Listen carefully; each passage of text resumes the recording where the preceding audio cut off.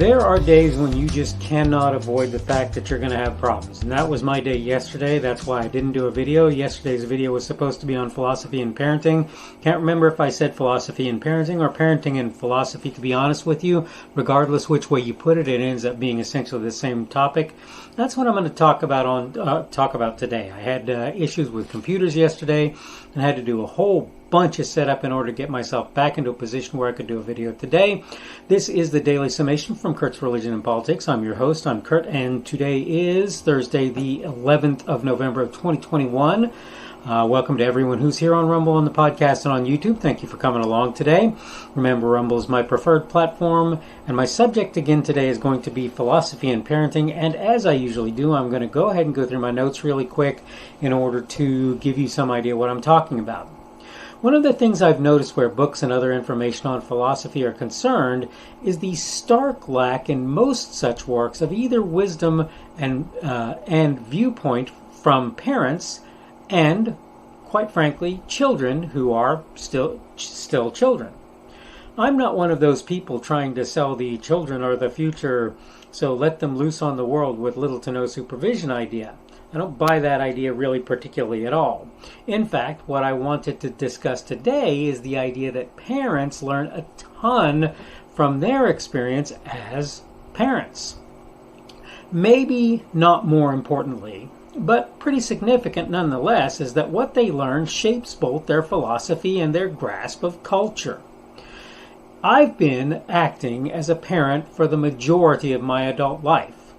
You might think that's generally true for parents, and in some senses I would sort of agree. The difference where I'm concerned is that I have a 36-year-old and a 9-year-old. Now, you're not going to find too many people with that sort of distance between their oldest and youngest kids.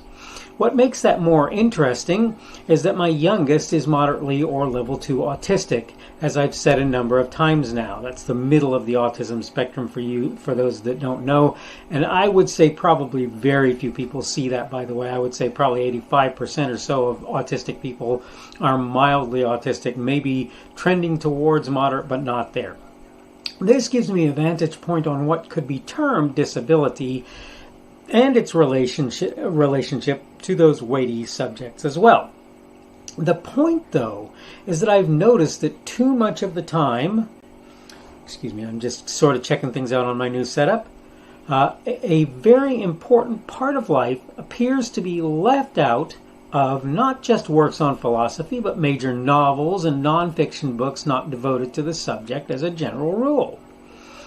I find this more than a little surprising. My family is such an important part of my life. It astounds me that doesn't seem to be nearly so true for a good many heavy thinkers. I need to be clear. I'm no great expert on the subject either, that is philosophy or culture or whatever. That said, I've tried to pay a fair amount of attention to culture and philosophy. And if nothing else, it appears to be true that, at least in my experience, many who talk on those subjects seem to largely ignore the things gained from their time with that particular part of society, that being children, right? And working as parents. That seems to be true both in who they pay mind and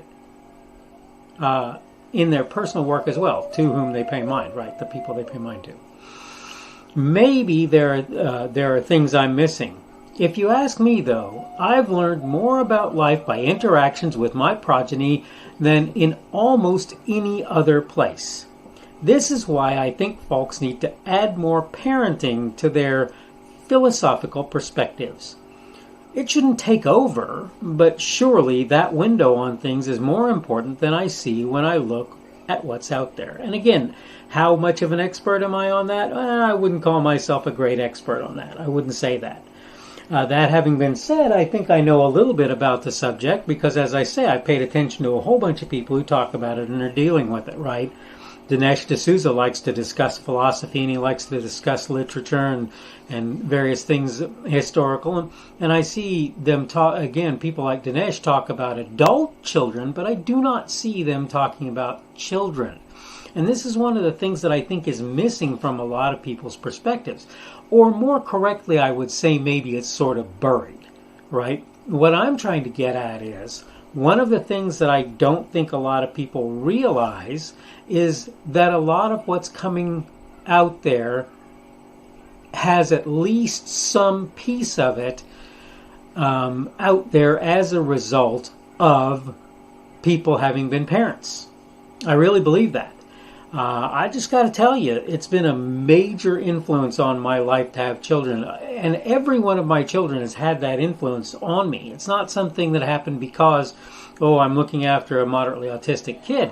Regardless that, all of my children have had some sway on my philosophy and on my perspective of culture. I, for example, am one of those people who's, I'm not a teetotaler, but I haven't drunk and had anything to drink alcoholic in a long time. And quite frankly, when I do, I don't go to places that are specific in the serving of alcohol, partially because they tend to do cigarettes in their places, and I'm not a smoker and don't care for it.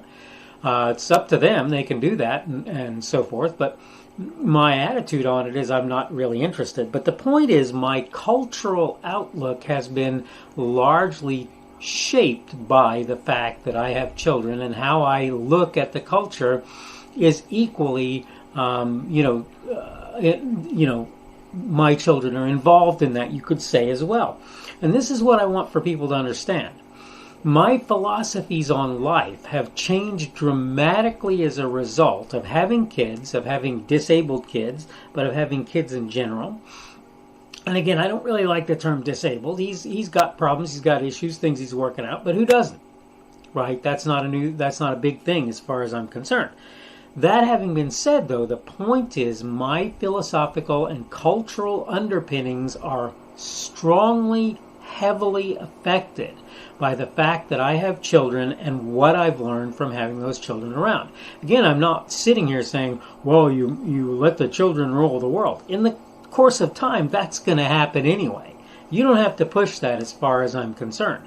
But all of that being said, my point is to say that what you come to in your time as an adult, if you haven't had any children, most of the people that I know who haven't have... It's funny, actually, they have what you would count softer philosophy.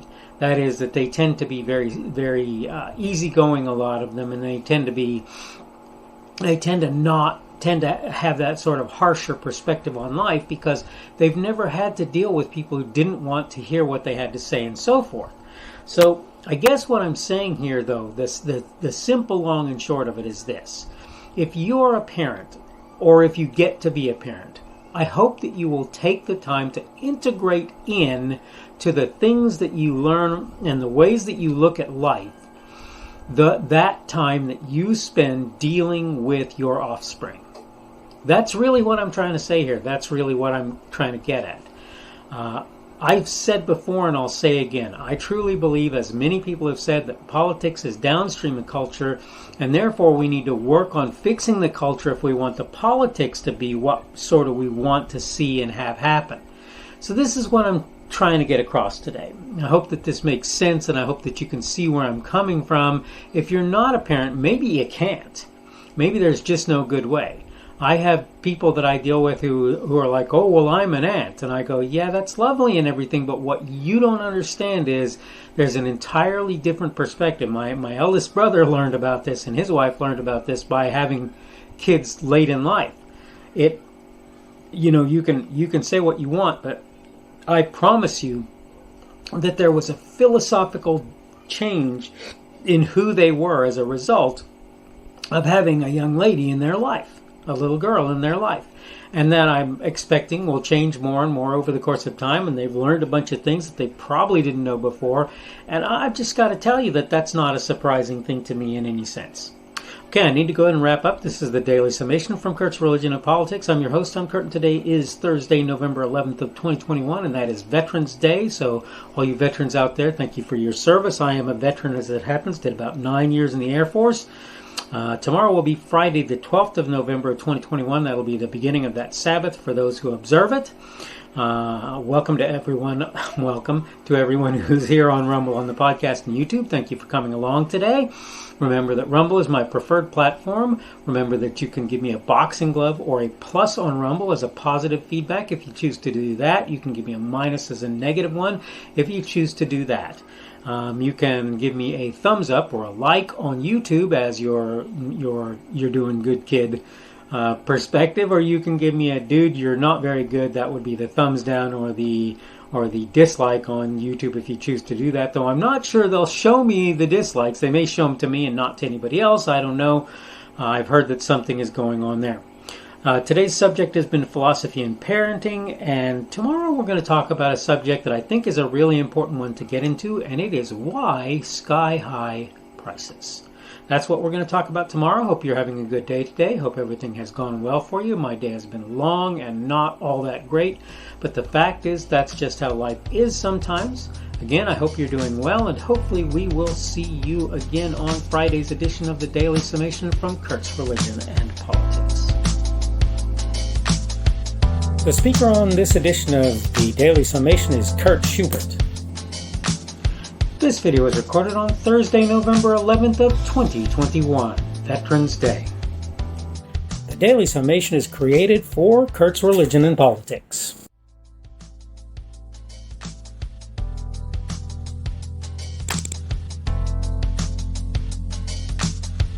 Thanks for watching this edition of the Daily Summation from Kurt's Religion and Politics. I hope you found it entertaining or instructional, and maybe both. If you want to see more from me, you can go to blogs.kpschubert.com. That's blogs.kpschubert.com. I am on Twitter, Parler, and Minds.com. My handle on each of those is @kpschubert. That's @kpschubert. I have a Rumble and a YouTube channel. They are the Kurt's Religion and Politics channels on Rumble and YouTube. I have a Facebook page. The Facebook page is Kurt's Religion and Politics as well. I am on Patreon. If you want to support me, that's one of the better places you can do that, and you will find me at Kurt's Religion and Politics on Patreon. I have a podcast. The podcast is podcasts with an S, .kpschubert.com. That's podcasts.kpschubert.com. I think you should be able to find me with relative ease on Apple Podcasts, Google Podcasts, and Spotify as well. The best way I find to do that is to look for Kurt's Religion and Politics.